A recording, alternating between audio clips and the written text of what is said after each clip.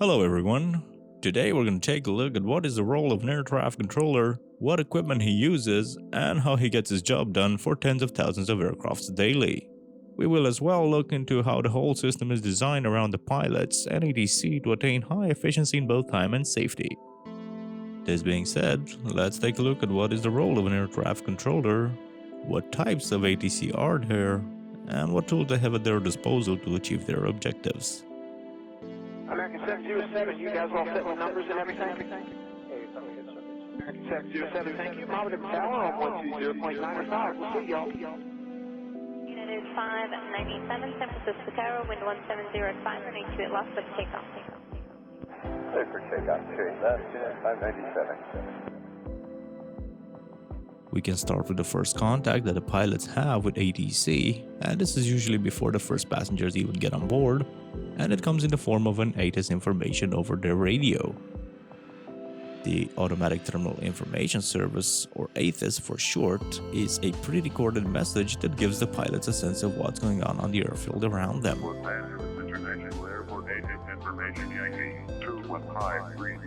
Providing them with important data among other such things as wind speed, wind direction, temperature, local pressure, runway states, and whether or not taxiways are closed and the departure designator that the pilots need to know before takeoff. All this info is put together by the airport authorities and communicated by ATC via the automated radio ATIS service to the pilots in order to clear up the radio chatter on the ground frequencies. This being a great tool that ATC have to efficiently communicate changes to the pilots, it is not the only one that they have at their disposal, since they can also use CPDLC. The CPDLC stands for Controller Pilot Data Link Communication, and it can be a better way to provide info to the pilots on request, allowing them to see it in written down form on their flight management computer or even print it out. All in all, we have gone over what is the first task of an air traffic controller, and that is to give all relevant data to the pilots with the help of the automated systems while on the ground in order to make the necessary preparations pre-departure. From here, the pilots monitor certain ground-based frequencies that are designed to help get the plane ready for takeoff, and these are, in order of their being encountered by the flight crew at the gate, as follows: delivery, ground, tower, and departure. This is just a general layout. As per airport needs, this can be broken down into further subsections, because if you take a look at larger airports such as LAX for example, it has a whole wide variety of ground frequencies along to cover the huge size, where otherwise the radio chatter would prove too much for it to be of any use. If you're new to the channel, thank you so much for watching. I do post weekly interesting content and interact with you, and I do hope that you will consider subscribing if you find this video interesting and if you feel like you've learned anything. Number 3 Mike Kilo over to tower, Skyway 3313 over to tower, and Skyway 6342 over to tower. The controller keeps tab on every airplane as they are being handed off by the previous sector and guides them through their sequence until they are being handed off again to the next one. This system, being as complicated as it is and overwhelmed at some points by so many airplanes, has to have certain elements that help them with the smooth transition of the airplanes through their airspace. Had it ever happened to you that after you boarded the aircraft and everyone got seated, the main door got closed and the announcements finished, you looked out the window and you found the plane that hadn't yet started moving from the gate? Well then, chances are this is where the system might have allocated a slot for your flight. Airports are a very busy place, and so because of all the movement around the apron and taxiways surrounding the runways, the ATC has to prioritize the airplanes around so that everyone gets to take off on time, or at least as close to the designated slot allocation as possible, and in order to reduce this congestion, the system is designed to absorb as much of this delay as possible at the gate with the engines shut down in order to minimize all environmental impacts and reduce the time for the airplanes that are already looking to go. Another factor that comes into play here is the amount of traffic that aircrafts could meet along the route while flying to their destination, as these routes are mostly like roads with intersections where many planes can and do meet very often at the same time and even at the same flight level if not controlled correctly by the controller. Thus, next time you hear the pilots making an announcement and talking about delays due to slot allocations that they have to wait out at the gate, you can think of it as a fancy aviation term for bumper-to-bumper traffic. ATC has a system that does this, and in Europe for instance, the portion of the slot allocations for the route phase of the flight is given by the agency that oversees all traffic on the continent, Eurocontrol, with its HQ being in Brussels, Belgium. Pre-COVID schedules, Eurocontrol used to manage around 40,000 flights daily, with the whole process starting even before the first aircrew setting foot in the aircrafts, as the flight plan has to be submitted by the companies, and have to reach Eurocontrol starting with 120 hours before to as little as 1 hour before the actual flight takes place. All of this is to ensure as much as possible a smooth transition for everyone, and to keep track of all the aircrafts in the sky, and as well to prepare everyone involved later on. United 2781 Heavy, monitor tower 120.9 or 5, hold short Foxtrot. 2095, all short box. 2781.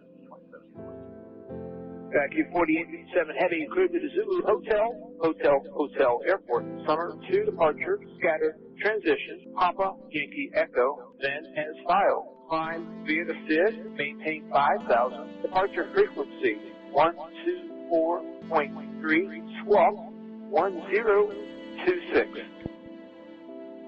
You see, the sky is a very busy place, and although it may be easily thought to be congestion-free, this is not the case, as it is overcrowded, especially during the high peak summer season, just as much as the busiest airports are as well. If at an airport, the amount of taxiways, runways, parking positions, de-icing pads, tow trucks, fueling trucks, and generally speaking infrastructure can be a limiting factor depending on the number of flights an airport gets, this is equally true for the skies above us, as it is like a highway where if not managed in the right way, it can get very crowded and not only affect the schedules, but the overall safety in which flights are being carried out. It is like an intricate and carefully planned dance, where every piece has to drop in its place, helped by a very sophisticated system, paired with a set of strict rules followed by professional people who are in charge of the safety of tens of thousands of planes daily and countless lives. 47 clear to Wuhan, Zulu Hotel, Summer 2, Star, Papa Yankee Echo, Osmile, fly with the seat 5,000, 124.3, 102. Thus, for a controller in a busy sector to maintain the right amount of focus on its active planes, they have to partake in a strict routine designed to give breaks and help with keeping them alert on the job. So, a general rule of thumb would be an active 1 hour to 1 hour and a half on the job controlling, followed by a break of 30 minutes. On ATC's schedule tend to have around 8-hour shifts, but not more than 10 hours and not more than 6 days without a day off.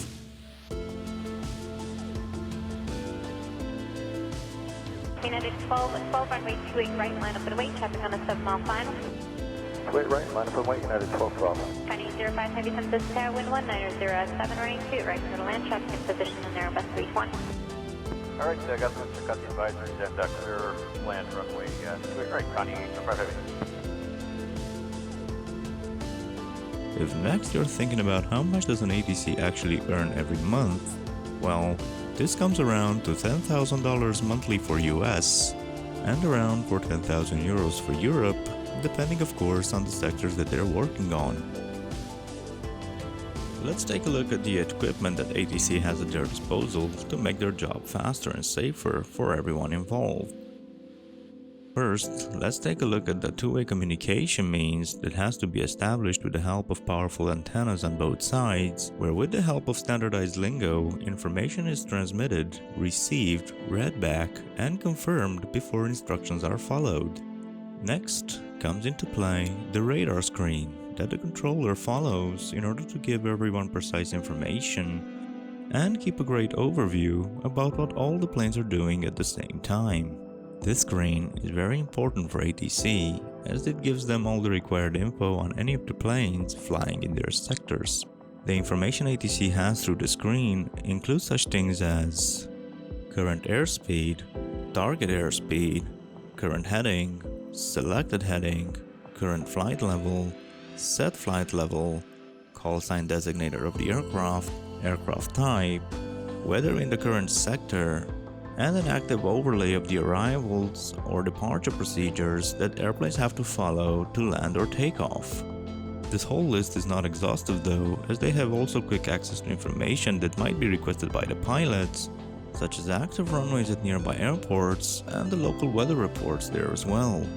Not only this, but the controller is also helped by his radar screen, since it can give out alerts if it senses any conflict in traffic that it can measure by analyzing data in real time from the current heading, speed, and flight level of all the aircraft's it monitors.